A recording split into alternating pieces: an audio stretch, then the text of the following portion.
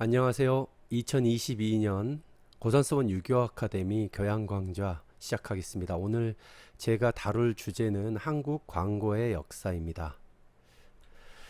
네, 역사라니 그것도 한국 광고라는 짧은 역사, 배울 것도 없을 것 같은 한국 광고의 역사라니 상당히 당황하셨을 거라고 생각합니다.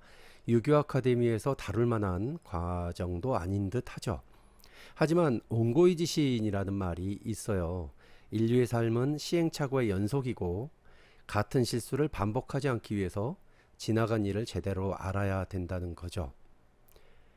예컨대 정의나 효도 같은 인류의 보편적인 진리가 있는데요. 이런 것들은 아무리 세상이 바뀌어도 변함이 없는 것들인데 그것을 추구하는 방법, 이런 것들은 시대에 따라서 달라지기 때문에 옛 것을 돌아봐야 된다는 거죠. 여기서 짧기도 하고 그리고 배울 것도 없어 보이지만 한국 광고의 역사를 보면은 우리의 정치나 경제, 문화, 사회, 특히나 미디어 언론, 신문의 발전 과정을 우리는 깨닫게 되는 거죠. 그 속에 우리의 할머니, 할아버지, 아버지, 어머니가 얼마나 힘들었고 고생하셨는지 그 삶의 질곡들이 고스란히 드러나게 됩니다. 한국 광고의 짧은 역사를 보면 한국의 광고라는 말이 도입된 뒤에 그 역사 한 130년 정도 된 것 같아요. 그 130년을 포괄적으로 알려주는 단서가 되기도 합니다. 한국의 지난 근대사를 가장 잘 알려주는 지름길 같은 것이 될 수도 있다는 얘기죠. 하지만 이제 한국 광고를 단서로 역사를 살펴보기에는 사실 한국 광고의 연구가 그다지 깊이 있는 연구가 현재까지도 없어요. 한국 최초의 광고, 신문 광고를 발견한 시점이 그조차가 한 1965년 이 정도예요. 처음으로 들어갔던 한국 광고는 정부가 개화기 때 발행했었던 한성주보에 들어가는 고백이라는 광고인데요. 이렇게 늦은 시점에 첫 광고를 발견하게 되는 것도 한국에서 광고 역사가 얼마나 뒤처졌는가를 반영하는 사건이라고 할 수 있죠. 게다가 1980년이었던가요? 한국 광고 발달사라는 한국 광고사를 다뤘던 책이 처음으로 나왔죠. 영국의 경우만 보더라도 한 150년 전에 영국의 광고사를 다뤘던 책이 나오고 또 미국 같은 경우도 한 100년 전쯤에 나오고 일본도 50년이 넘어간 것을 보면은 한국의 광고에 대한 역사 연구는 그렇게 빠르지 않다. 아니, 많이 매우 뒤져 있다. 이렇게 볼 수가 있습니다. 자, 그러면 광고의 시작점을 한번 살펴볼까요? 1886년도 한성주보죠. 이해에 대한민국 광고의 역사에서 크게 한 획을 그었다라고 할 수 있는 시기입니다. 1886년에 정부가 발행하는 한성주보 제가 말씀드렸죠. 이때 독일 상사예요. 독일에 본사를 두고 있는 세창양행이라는 곳에서 고백이라는 말로 광고를 시작했어요. 세부적인 내용은 잘 모르겠어요. 하지만 당시의 광고가 한문으로 제작이 되어 있고요. 우리나라에서 무역을 하는 세창양행이 그 신용 그리고 나의 상표 브랜드를 널리 알리는 내용이라고 해요. 여기에 대해서는 이제 그 해석본이 돌아다니고 있으니까 한 번쯤 보시기 바라고요.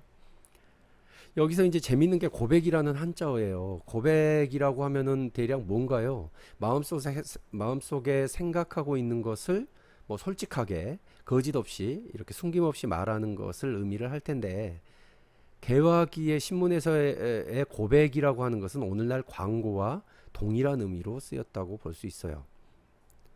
당시 우리나라에서 고백이라고 하면은 이 세창양행이라는 회사와 제품에 대해서 소비자에게 숨김없이 고한다 라는 뜻으로 통용되었기 때문이라고 하죠. 이처럼 19세기에서 20세기 초로 이동하는 시기에 신문 광고에서 고백이라는 말은 흔히 볼 수 있는 말이 됐습니다. 1910년에 한일합방이 공표되었죠. 이때 이제 일본 정부가 한국의 신문 발행을 엄격하게 통제하던 시절이죠. 이때 널리 알린다는 의미의 고백이 이제 없어지고 광고라는 표현이 그때부터 주를 이루게 됩니다. 하지만 이제 한성주보에 어떻게 해서 광고가 게재되게 되었는지 여기에 대해서는 아직까지 제가 연구를 접해 보지 못했고요. 또 이 한성주보마저도 얼마 가지 못하고 사라져 버렸습니다. 광고의 시작을 다루면서 광고사 연구가 이렇게 지지부진했던 이유, 광고사 연구에 대한 문제점을 좀 살펴보지 않을 수가 없어요. 일단 언어의 문제를 다뤄볼 텐데요. 한국 최초의 신문 광고주조차도 상하이에 진출해 있던 독일 상사였고요. 세청양행. 그리고 광고가 게재된 신문 한성주보 또한 한문이 위주였어요. 그리고 해방 이전은 말할 것도 없고 해방 이후에도 1990년대 들어서서 겨우 한글 전용 신문이 나왔죠.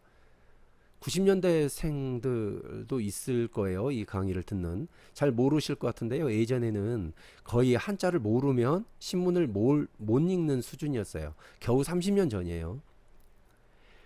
또 일제강점기 때만 보더라도 중등교육 이상이 대개가 다 일본어로 수업을 했어요. 일본어로 수업을 했어요. 그리고 지금도 일본어나 한자를 섞어서 이렇게 이야기를 하는 경우도 많이 있죠. 이렇게 한국의 광고 역사 연구를 하기 위해서는 중국의 역사도 알아야 되고 일본과 미국의 광고 연구도 필수적이에요. 그러려면은 다양한 언어를 이해하고 습득할 필요가 있었던 거죠. 그래서 한국의 광고사 연구가 이렇게 지지부진하다라는 평가를 받을 수밖에 없는 타당한 이유가 되지 않았나 싶어요. 또 한 가지라면 산업공상의 이야기인데요. 우리나라 노비제는 처지가 다른 나라보다 굉장히 가혹해요. 가령 중국은 춘추 전국 시대 때 백성을 산농공상 네 가지로 분류를 했죠. 산은 학자죠. 농은 농민, 공은 장인이고 상인을 이야기하는데 이 순서예요. 학자가 제일 귀하고 그 다음 농민이고 그 다음 만드는 사람 장인이고 가장 마지막이 상인이었던 거예요. 중국에서 백성을 분류할 때. 조선시대 때는 양천제죠. 양천제라고 하는 것은 양민과 천민으로 나누는 거였는데 일본에도 이제 유사한 신분제도가 있어요. 그때는 일본은 선비 대신에 사무라이라고 했죠. 나머지 세 가지 신분은 대략 비슷했고요. 근데 우리나라의 그 노비제라고 할 수 있는 세전법을 보면은 고려시대 때부터 계속 이어져 왔죠. 그 법은 조선시대에도 부모가 모두 노비라면은 자식들은 뭐 말할 것도 없이 노비였고요. 부모 가운데 어느 한쪽이라도 노비라면 자녀는 다들 또 노비가 됐어요. 그래서 대대로 노비로 살아가는 거죠. 여러 가지 기록들을 바탕으로 보면은 그때 전체 인구가 한 400만에서 500만 정도로 추정할 수 있는데요. 그 가운데 공사 노비가 한 150만 정도, 전체 인구의 3분의 1 정도가 노비였다는 말이에요. 이런 견해가 지배적이란 이야기죠. 확실히 이제 연구가 완료되었다라고 볼 수는 없을 것 같아요. 저도 역사학자가 아니고요. 광고에 대한 이야기를 하고 있으면서 잠깐 빗나가서 이야기를 하고 있습니다.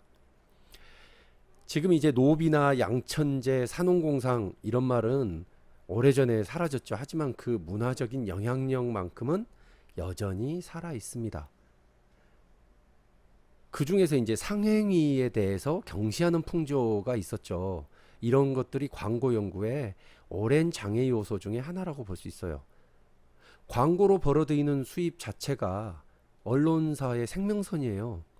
지금은 이제 좀 다를 수도 있겠지만 지금은 기술이 발전하고 미디어가 변화하면서 또 이런 컨텐츠들이 변화하고 산업이 변화하면서 약간은 달라질 수 있겠지만 아직도 광고라고 하는 것은 큰 수입원이라고 볼 수 있어요. 가장 큰. 유튜브를 보더라도 광고로 거의 돈을 벌고 있잖아요. 기업들도 그렇고 1인 크리에이터들도 다 유튜버에서 광고 비용을 받잖아요.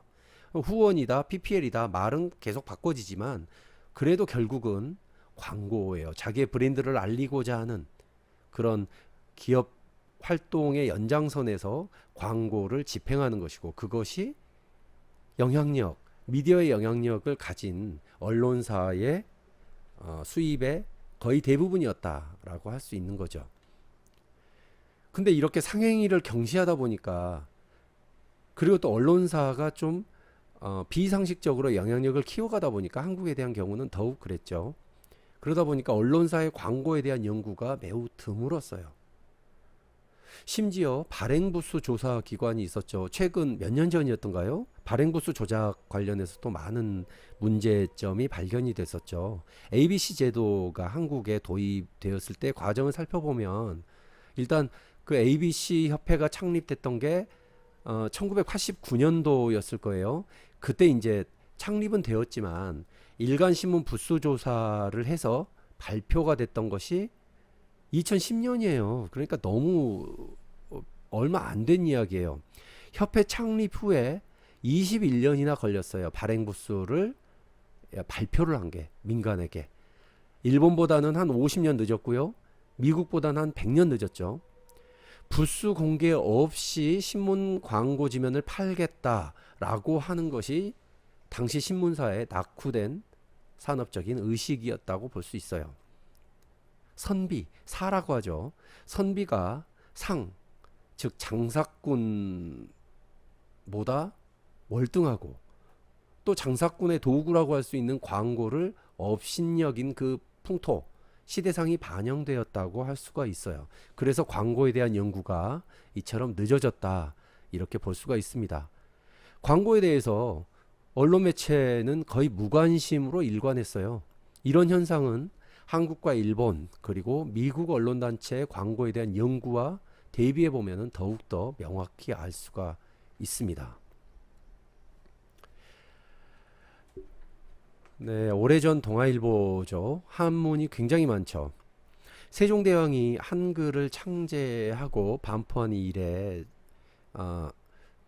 1890년대인가요? 그때 한글이 그제서야 공식적인 나라 글자로 공표가 됐죠.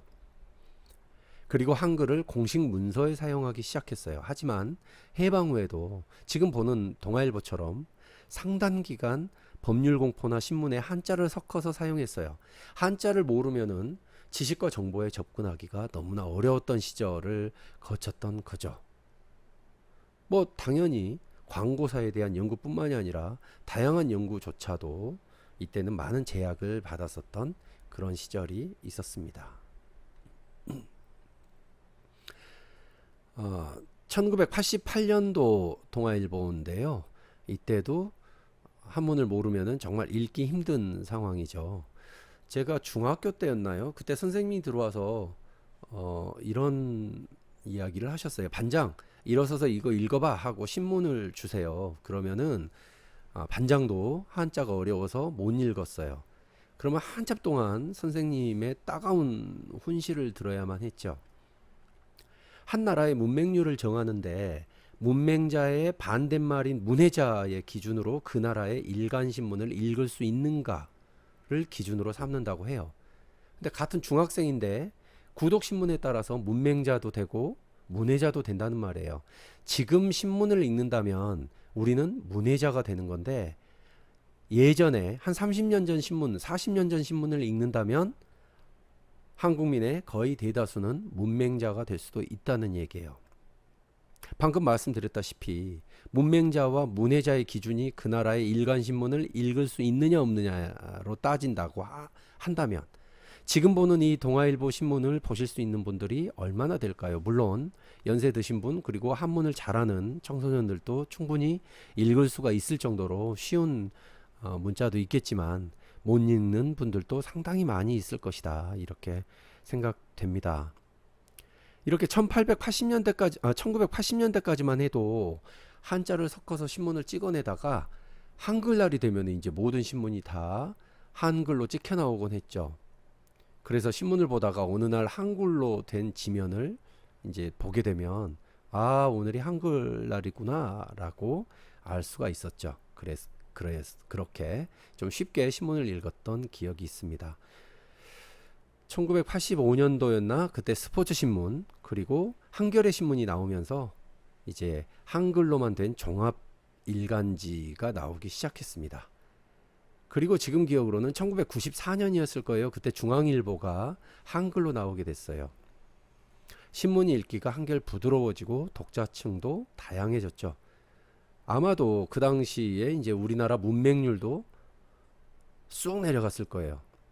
아까 말씀드렸다시피 일간지를 읽느냐 못 읽느냐에 따라서 문맹과 문해가 기준이 바뀐다라면 말이죠.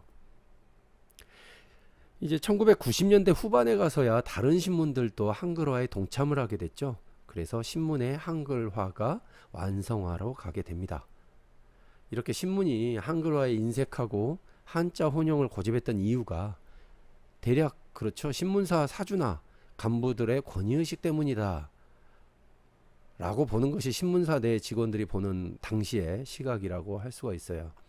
나는 굉장히 유식한 지식인이야 라고 하는 한 말에서 이어오는 그 학자들의 어떤 자신감, 자존감 같은 것이었겠죠. 네, 바뀐 동아일보를 보시면 이제 한글로 다 적혀 있죠. 2018년 2월 3일자를 가지고 왔습니다. 네, 광고의 시대 구분을 해 보도록 하겠습니다. 개양 이전 1876년 이전부터 살펴볼 텐데요.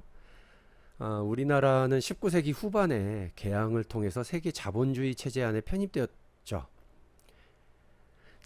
서구 자본주의가 활동하면서 쇄국의 문호가 열렸어요. 그때부터 이제 외국과 통상하게 되었어요. 이때 항구를 열어서 외국과 통상하는 일, 이것을 개양이라고 하죠.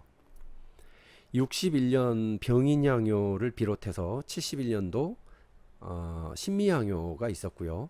하지만 이제 대원군의 강력한 쇄국 정책으로 모두 항구가 열리는 개항이 이루어지지 못했고, 그러던 중에 일본 운양호 사건을 계기로 강화도에서 병자수호 조약이 맺어지게 됩니다.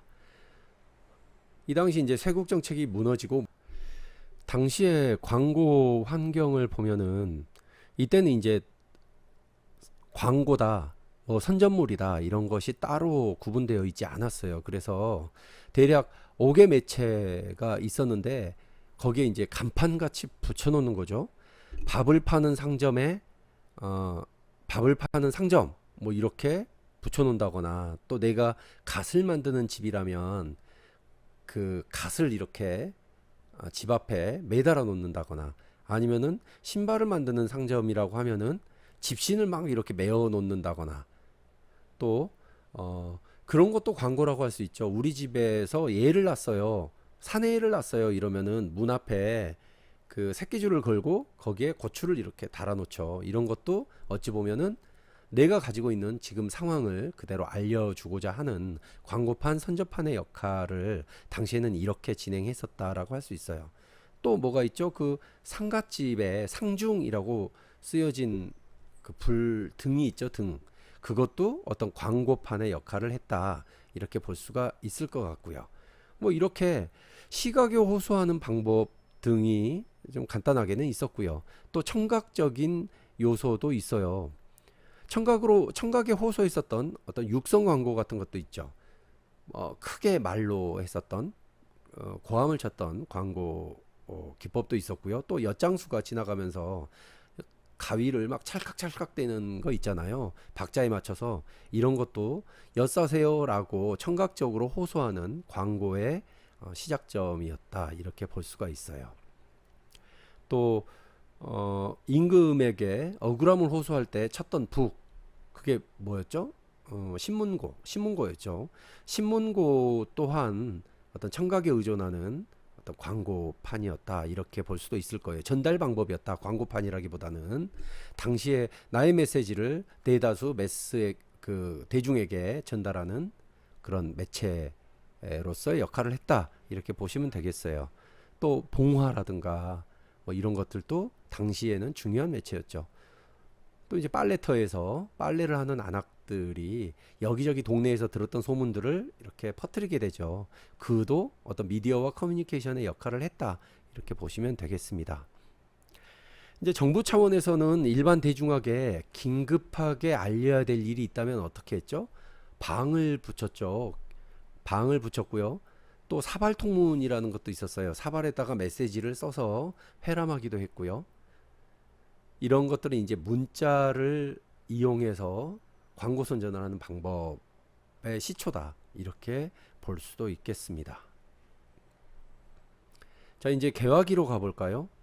개화는 사람의 지혜가 열린다는 이야기예요. 그래서 새로운 사상이나 풍속이 발달한다는 의미입니다. 조선 후기에 성리학적 세계관에서 벗어나서 서구 문물의 수용과 근대적 개혁을 주장했었던 정치 사상이라고 할 수 있습니다. 인간 사회의 모든 영역에서 더 높은 문명화의 단계에 이르는 것으로 진보와 유사한 의미로 사용되었어요. 개화가. 아까 개항이 1876년이었죠. 이 개항을 전후로 해서 형성된 정치 사상이라고 할 수 있어요. 개화 사상이. 서구 문명을 능동적으로 수용하자라는 의미고요. 이 조선 사회를 개혁하고 자주적인 근대 국가를 수립하는 것을 목적으로 했습니다. 정돈해 보면 서구 문물의 수용 그리고 근대적 개혁의 추진 이렇게 볼 수가 있죠. 이런 기본 방향에는 일치하지만 구체적인 개혁의 방법을 둘러싸고 크게 두 가지의 흐름으로 나뉘어졌습니다. 당시에 이제 김홍집 이 개화파들은 청나라 모델을 가져와서 서양의 과학 기술은 도입을 하되 정치나 어떤 제도의 개혁은 정권과 타협해서 점진적으로 추진하자라는 주장을 했고요. 하지만 이제 김옥균과 박영효 등은 일본의 메이지 유신을 모델로 했어요. 그래서 서양의 과학이나 기술 뿐만 아니라 사상과 제도까지도 다 도입을 해야 된다. 그래서 이를 위해서 지금의 현 정권, 민시정부라고 해야 되나요? 이렇게 현 정권을 무너뜨리는 급진적인 정치개혁이 필요하다라고 주장을 했습니다. 이 개화 사상은 19세기 후반에 맞이했던 조선시대의 어떤 위기, 이런 위기 상황에서 근대적인 개혁을 주장하고 이 근대적인 국민국가의 건설을 추진을 하면서 정치의식의 발전에 기여를 했다라고 볼 수가 있죠. 하지만 이제 일본이라든가 서구 열강의 제국주의적인 침략성에 대해서 적절하게 견제를 하지 못하고 인식도 철저하지 못했죠. 그리고 봉건지주의 기반을 가진 명문사족이라고 할 수 있는 그런 출신들의 엘리트 출신들이죠.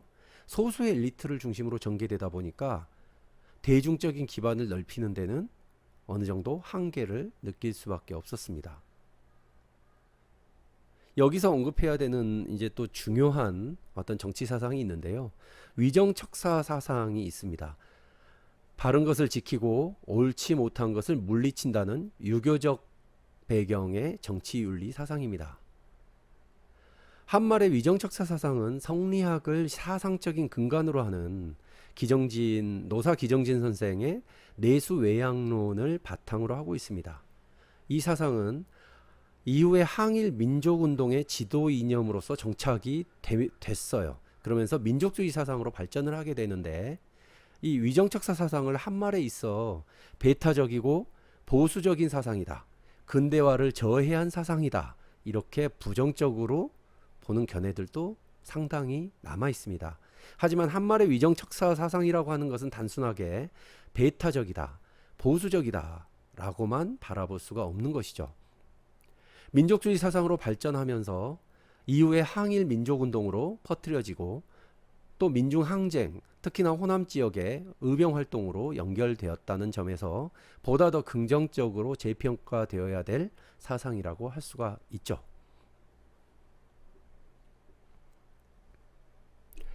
개화기 이어가도록 하겠습니다. 개화기 때 광고 환경은 어땠을까요? 1876년에 시작된 개화기는 한국 사회의 일제 전환기였죠. 하지만 이제 1910년도에 한국은 일제 식민지가 되었습니다. 광고도 개화의 산물이라고 할 수 있는데 그 광고 또한 나라와 같은 운명의 길을 걸었어요. 대략 그 광고 제도에 대한 이야기인데 서재필 선생이 19세기 말에 정립해 놓은 광고의 서구적인 제도가 있었는데 이것들이 이제 한일합병으로 일제 식민지가 되면서 일본식 제도로 바뀌었습니다. 그 뒤로도 한국 독립 이후까지도 1945년이죠. 이후까지도 지속적으로 그 영향이 남게 된 거죠. 개화기를 구별할 때 기간으로는 한 35년이다 이렇게 구별을 합니다만 광고로 보면은 1886년에 한성주보에 처음으로 새창양행의 광고가 게재된 이래로 이제 광고가 발전한 그 상황은 독립신문 그리고 매일신문, 제국신문, 황성신문이 창간된 이후로 보아야 될 거예요. 독립신문 광고란에는 거의 매일같이 새창양행의 광고가 실리고 있었습니다. 예전 갑신정변이 실패한 후에 일본을 거쳐서 미국으로 망명했었던 서재필 선생이 있었는데 그 서재필 선생은 갑신정변의 실패의 이유가 민중의 지지를 못 받아서이다 라고 판단을 했어요. 그래서 향후 갑오개혁의 성패 여부도 얼마나 많은 국민의 지지를 받을 수 있겠는가에 달려있다라고 판단을 하는 거죠. 하지만 이제 그 개화파 정부, 제가 갑오개혁을 설명하면서 말씀드렸던 개화파 정부도 여러 가지의 개혁 정책을 단행을 했었지만 일본 측의 방해로 그 중요한 우리들만의 신문은 가지지 못했어요. 그래서 이렇게 중요한 국민에게 알리고 지지를 확보해야 될 상황에서 중요한 영향력으로 발휘되어야 될 신문을 가지기 위해서 노력들이 있었죠.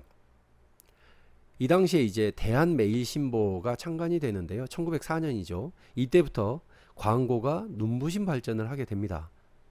대한매일신보는 결국은 이제 일제에 넘어갑니다. 근데 넘어가기 전까지 일본의 언론의 탄압 속에서도 이제 외국인의 치해법권을 이용해서 신속한 보도를 하고 논설을 함으로써 대중을 계몽한다거나 또 그 속에서 항일 사상을 고취하는 등의 한말의 대표적인 민족지로서의 위상을 가지고 갔어요.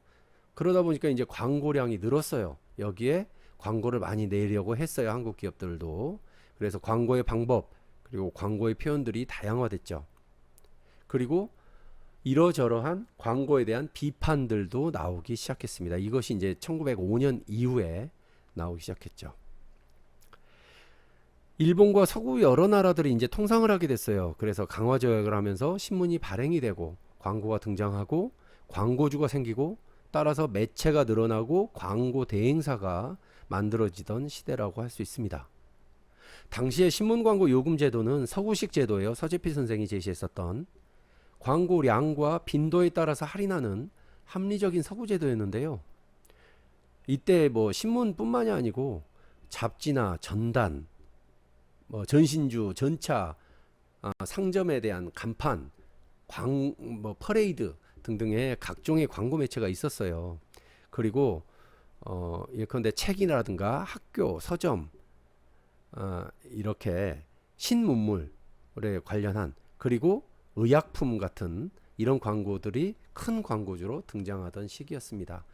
이때 광고주들이 막 나오면서 새로운 광고 기법들도 개발이 되었고요. 표현 방법도 다양해지던 시기였죠.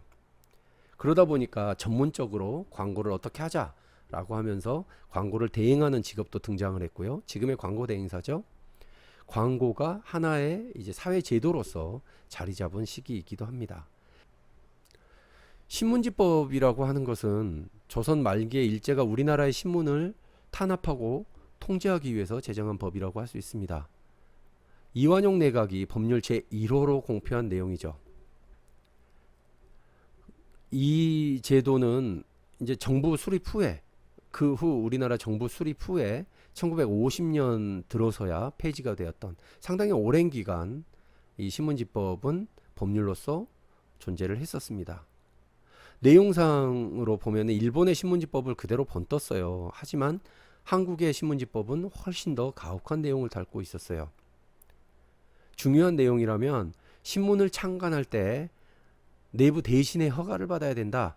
그리고 신문 창간 시에 돈을 납부해야 된다. 보증금이라고 하죠. 보증금을 납부해야 된다. 이런 거였어요. 내부의 허가제라고 하는 것은 사실상 이전부터 실시되고 있었던 것을 법규한 거에 불과해요.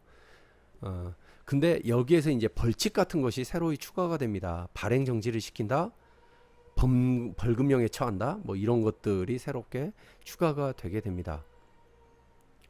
또 신문을 발행하기에 앞서서 사전에 관할 관청에 두부를 납부해야 된다라고 규정을 했어요. 그래서 신문, 언론에 대한 사전 검열을 완전히 제도한 법령이다, 이렇게 볼 수가 있습니다.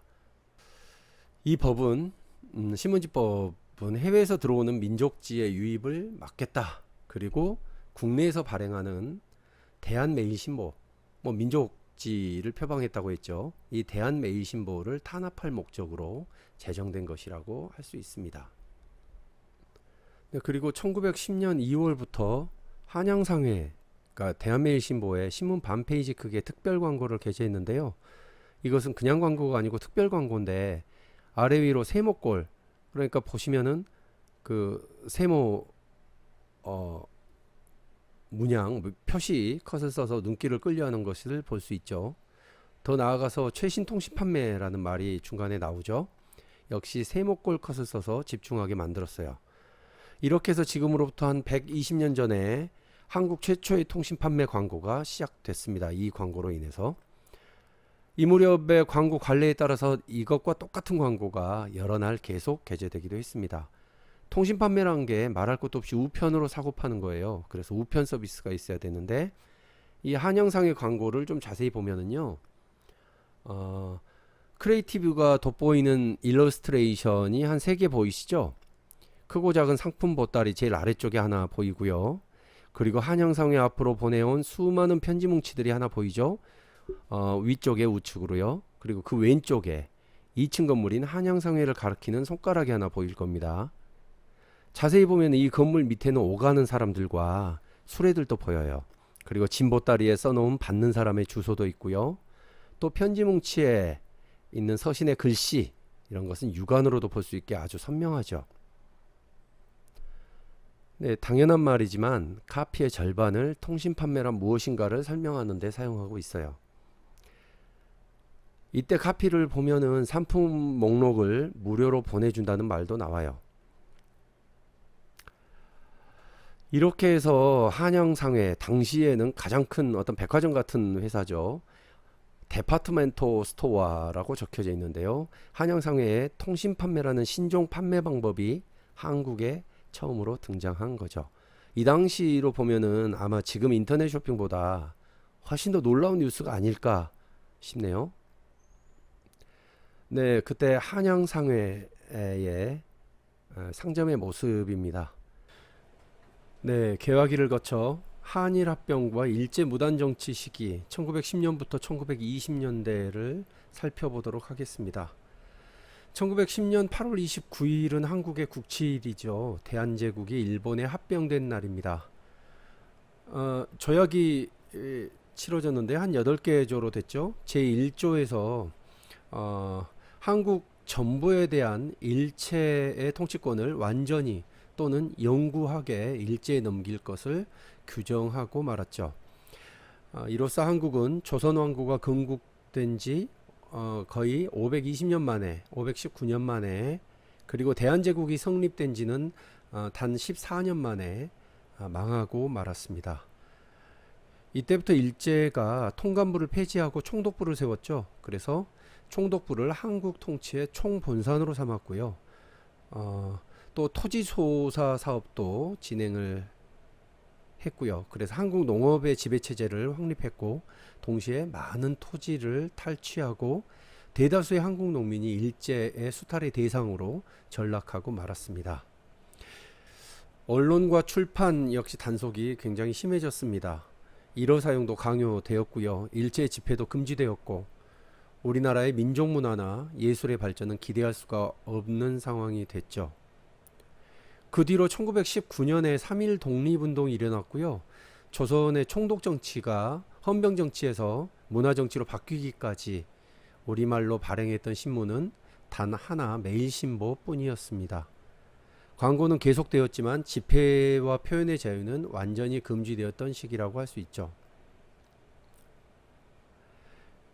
이 당시에 이제 신문 광고의 요금이라든가 광고 거래 방식 등 이런 모든 광고의 방식들, 규정들이 일본식으로 바뀌게 되었습니다.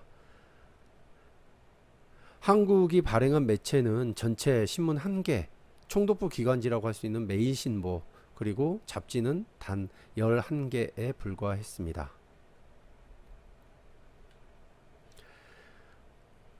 예, 그림은 1914년 매일신보에 게재된 조선연초 주식회사의 전면 광고인데요. 읽어보시면 신축 낙성이라는 헤드라인이 오른쪽에서 왼쪽으로 쓰여 있어요. 그 밑에는 백화표, 미인표, 화표의 3가지 담배 그림이 가지런히 보이죠. 담배값은 아예 영어로 백화표, 화이트 코스모스라고 화표라고도 썼어요. 미인표에도 뭐라고 쓴 듯한데 보이진 않습니다. 미인표에는 한복 차림의 미인 그림이 보이죠. 그리고 담배값 아래에 역시 미인표라고 쓴 한글이 있습니다. 백화표와 화표, 파라다이스 담배값 오른쪽에는 한글로 영어 이름을 적어놨어요. 브랜드 이름을 영어로 한 것은 당시 풍조의 반영이에요. 그래서 굳이 한글을 쓴 것이 한문을 잘 모르는 한국 여성을 고려했기 때문일 가능성이 크죠. 이런 광고를 보더라도 지금으로부터 100년 전에 한국은 담배 광고와 판촉이 굉장히 전국적으로 이루어졌었어요. 한국이 일본과 미국 담배업자들의 각축장이기도 했죠. 한국은 그때 우리나라는 담배를 만들 줄은 몰랐지만 남이 만든 담배는 많이 피웠죠. 그래서 외국 담배 회사한테는 더없이 소중한 시장이기도 했고요. 이때 광고를 많이 한 회사가 이 그림에 나오는 조선연초 주식회사, 그리고 동아연초, 영미연초, 뭐 이런 식의 연초 회사들이 있습니다. 여기에서 영미연초라는 말은 말 그대로 영국과 미국의 합작 회사예요. 그리고 나머지 2회사는 일본 회사입니다. 조선연초 회사도 일본 회사라고 할 수 있죠. 가장 대대적인 광고가 이 조선연초 주식회사의 신축 낙성, 지금 보여주는 이 광고예요. 우선 크기가 전면 광고고요. 지면 3분의 1조 크기의 한복 차림의 여성이 담배를 들고 있죠. 기생 같은 직업 여성 외에는 여자가 담배를 핀다는 것이 금기처럼 되어 있었고요. 당시에 더군다나 바깥에서 피우는 것이 상상도 못하던 시절이었어요. 그러니까 이 광고를 본 사람들은 누구나 놀랄 수밖에 없었죠. 당시에 담배는 부유층의 기호품이라고 할 수가 있습니다. 미국에서 담배를 피는 여자들이 그러니까 일상화된 것이 1920년에 여성의 투표권이 승인된 이후라고 하니까 1914년도에 한국에서 이 광고 그림이 큰 사회적인 충격을 가져왔다. 이 광고가 그만큼 사회적인 영향을 발휘할 수 있다라는 것이죠. 지위의 상징이기도 했어요, 담배가. 거기에 아직도 담배를 피십니까? 뭐 전자담배도 몸에 안 좋아요. 이런 식으로 바뀌는 거 보면은 참 격세지감을 느끼지 않을 수가 없는 것이죠. 광고를 보면서도 이렇게 다양한 시대상을 반영할 수가 있는 것입니다. 이제 광고의 성장기로 볼까요? 독립운동 이후에 3.1운동이죠. 우리말 신문이나 잡지 발행이 허용되었어요. 그래서 동아나, 조선일보, 그리고 시대일보 등이 이 당시에 발행됐습니다. 수많은 잡지가 또 창간되었는데요. 이때도 어떤 표현의 자유가 완전하게 있었다라고 말은 못하고요. 제한된 표현의 자유가 있었던 시기입니다. 2020년에서 1940년 8월에 동아나 주손 두 신문이 일본 정부의 통폐합 방침에 따라서 강제 폐간이 되었어요. 그 전까지는 이제 광고의 전성기였다라고 할 수 있습니다. 동아일보의 경우에 1930년대 말에 신문 광고료 수입이 신문 전체 수입의 45%로 육박할 만큼 광고가 성장했습니다. 1920년에서 1945년 사이의 잡지는 모두 한 380개 정도가 발행됐고요. 신문과 잡지 외에도 1930년대에는 제약회사는 사보를 발행했고, 제약회사 잘 됐죠. 극장 판촉 전단지가 있었고, 뭐 전화번호부나 각종 간판 등등의 다양한 광고들이 있었습니다. 그리고 비행기에서 전단지를 뿌리는 그런 방식까지도 사용되었던 광고의 전국 시대라고 볼 수 있겠네요. 서울 같은 도시의 중심가가 그야말로 광고의 천국이었다. 이렇게 볼 수 있습니다. 참고적으로 신문의 발행 면수를 보면은 4페이지 정도였는데요. 1930년대 후반에 들어오면서 12페이지로 증가하게 되었습니다. 일본 전보통신사는 한국 최대 광고 대행사로 자리를 굳혔죠. 간단히 말해서 20년 기간, 특히 그 1930년대 10년은 모든 광고 업무가 급성장했던 시기예요. 하지만 이제 1940년에 조선일보와 동아일보가 강제 폐관되면서 광고는 급속히 내리막길로 접어들게 됩니다. 30년대 광고가 증가하니까 광고에 대한 연구도 증가했죠. 그래서 동아일보에서 1925년에 독자 투표로 선정하는 현상 광고를 주최했고요. 1930년대 말에는 학생들을 대상으로 해서 광고 콘테스트를 주최한다거나 또 갤러리에서 세미나와 광고 세미나죠. 광고 전시를 진행하기도 했습니다. 그리고 30년대 중반에는 이제 대학 전문학교라고 했었죠. 지금의 연세대학이라고 할 수 있는 그때 연희전문대학에서 광고의 강의가 만들어지기도 했었습니다. 일단 오늘은 여기까지 하고요. 다음 시간에 광고의 이해 이어갈 수 있도록 하겠습니다. 긴 시간 감사합니다.